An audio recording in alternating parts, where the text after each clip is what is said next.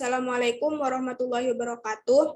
Saya di sini Nuratus Saadah dengan NIM 1803110009095 akan mempresentasikan hasil dari pengerjaan UTS mata kuliah Perencanaan Pembangunan Wilayah.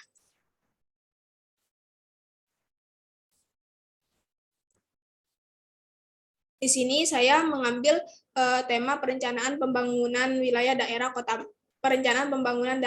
Malang. Soal yang pertama yaitu tujuan dan manfaat rencana pembangunan daerah Kota Malang. Maksud dan tujuan dari RPJMD atau Rencana Pembangunan Jangka Menengah Daerah Kota Malang yaitu sebagai acuan dan pedoman dalam penyusunan Renstra atau Rencana Strategi Perangkat Daerah dan RKPD atau Rencana Kerja Pemerintah Daerah. Kemudian yang kedua, visi dan misi dari Kota Malang. Visi Kota Malang sendiri yaitu Kota Malang bermartabat. Visi tersebut mengandung maksud bahwa bermartabat hakikatnya merupakan bentuk realisasi kewajiban dan tanggung jawab manusia sebagai pemimpin kepada masyarakat yang dipimpin. Istilah martabat menunjuk pada sebuah nilai harga diri kemanusiaan yang memiliki arti kemuliaan. Sehingga dengan visi Kota Malang bermartabat diharapkan dapat tercipta situasi kondisi, tatanan, dan karakter yang mulia bagi Kota Malang dan seluruh masyarakatnya. Hal ini adalah penerjemahan langsung dari konsep Islam mengenai baldatun thayyibatun wa rabbun ghafur atau negeri yang makmur yang diridhoi oleh Allah Subhanahu wa taala. Kemudian untuk misi dari Kota Malang sendiri yaitu ada 4. Misi yang pertama, menjamin akses dan kualitas pendidikan, kesehatan, dan layanan dasar lainnya bagi semua warga.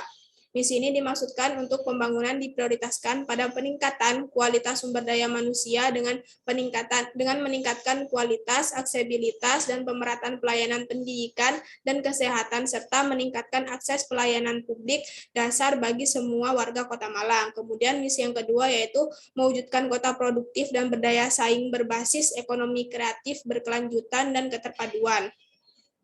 Pembangunan diprioritaskan pada peningkatan produktivitas dan daya saing daerah serta kesejahteraan dan meningkatkan pembangunan infrastruktur dan daya dukung kota yang terpadu dan berkelanjutan. Tertib penataan ruang serta berwawasan lingkungan. Kemudian misi yang ketiga yaitu mewujudkan Kota Malang yang rukun dan toleran berasaskan keberagaman dan keberpihakan terhadap masyarakat rentan dan gender.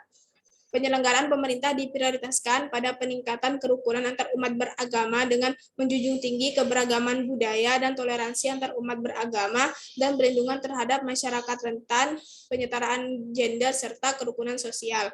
Kemudian misi yang keempat yaitu memastikan kepuasan masyarakat atas layanan pemerintah yang tertib hukum, profesional, dan akuntabel. Nah, pembangunan diprioritaskan untuk mewujudkan pelaksanaan reformasi, birokrasi, dan kualitas pelayanan publik yang profesional, akuntabel, dan berorientasi pada kepuasan masyarakat. Kemudian, yang ketiga yaitu isu-isu strategis Kota Malang. Yang pertama,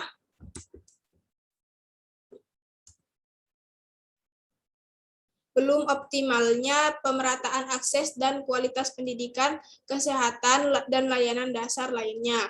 Yaitu yang pertama masalahnya belum optimal capaian masyarakat terdidik dan berkarakter, kemudian belum optimal kualitas layanan kesehatan, dan juga kurang maksimalnya daya beli terhadap komoditas pangan dan non-pangan. Kemudian yang kedua yaitu belum optimalnya peningkatan produktivitas dan daya saing yang merata dan berkelanjutan, seperti belum optimalnya pertumbuhan ekonomi kreatif, juga belum optimalnya pemerataan pembangunan infrastruktur dan sarana-prasarana Kota Malang, kemudian juga belum optimalnya kualitas lingkungan hidup, dan juga belum optimalnya kesesuaian tata ruang. Kemudian yang ketiga yaitu terwujudnya kesejahteraan dan kerukunan sosial yang berpihak masyarakat rentan dan gender. Seperti belum optimalnya kualitas perlindungan sosial dan juga belum optimalnya pemberdayaan masyarakat dan komunitas, belum optimalnya perlindungan perempuan dan anak, stabilitas lingkungan sosial belum terjaga dengan maksimal. Kemudian yang keempat ada meningkatnya kepuasan masyarakat atas layanan pemerintah yang tertib hukum, profesional, dan akuntabel. seperti belum maksimalnya penegakan dan tata tertib hukum, kurang optimalnya kualitas sistem kelembagaan yang efektif, kemudian belum optimalnya kualitas meritokrasi, manajemen ASN, kemudian belum sepenuhnya integrasi teknologi informasi. Kemudian yang nomor 4 yaitu prioritas rencana pembangunan daerah. Di sini dibagi menjadi 4 bidang. Untuk bidang pembangunan sumber daya manusia, prioritasnya yaitu pemerataan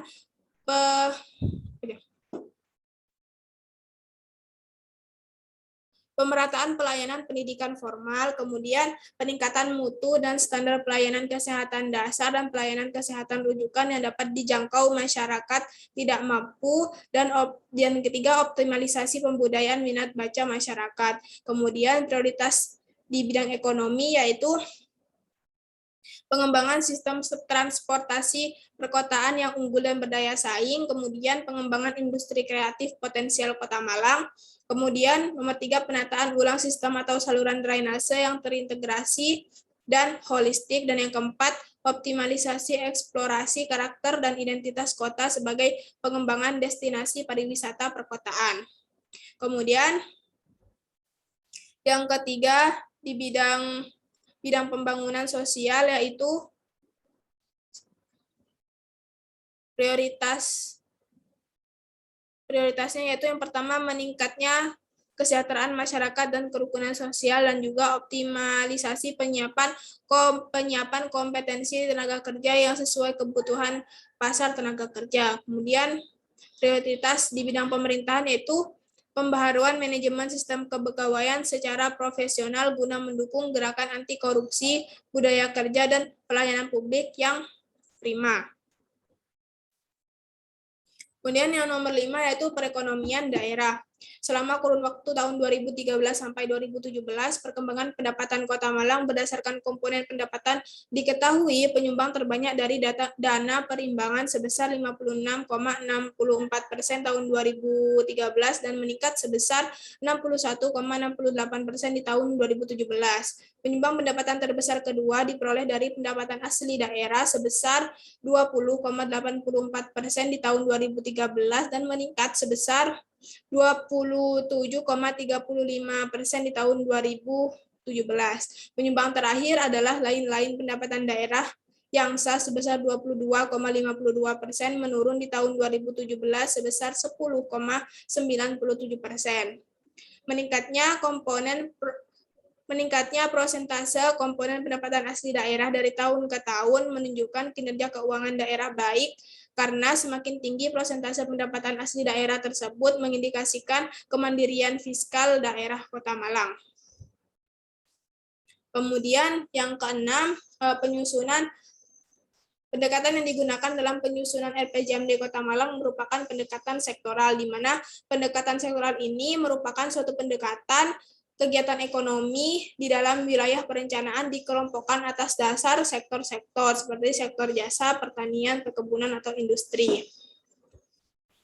Kemudian yang nomor 7 yaitu indikator kinerja pembangunan daerah. Nah, indikator kinerja pembangunan daerah sendiri di sini sesuai misinya. Yang pertama, misi yang menjamin akses dan kualitas pendidikan, kesehatan, layanan dasar lainnya. Indikatornya merupakan indeks pembangunan manusia dan juga indeks pendidikan. Kemudian, misi yang untuk meningkatkan kualitas layanan kesehatan, indikatornya indeks kesehatan. Kemudian untuk misi yang meningkatkan daya beli terhadap komoditas pangan dan non-pangan, indikatornya indeks daya beli atau purchasing power parity. Kemudian untuk misi yang mewujudkan kota produktif dan berdaya saing berbasis ekonomi kreatif berkelanjutan dan keterpaduan, di sini indikatornya ada pertumbuhan ekonomi, Gini ratio, persentase pertumbuhan ekonomi kreatif. Kemudian untuk misi yang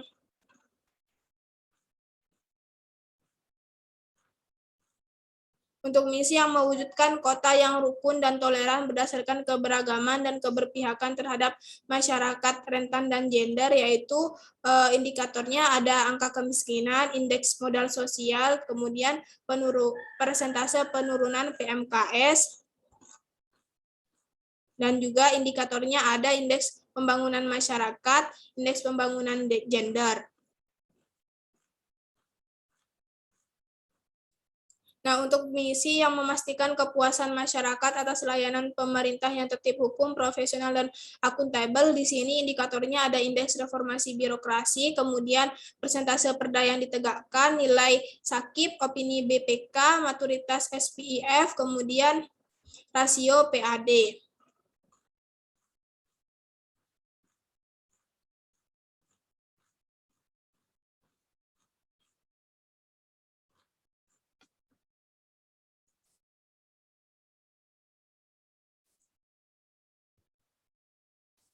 Sekian presentasi yang dapat saya sampaikan, kurang lebihnya saya mohon maaf.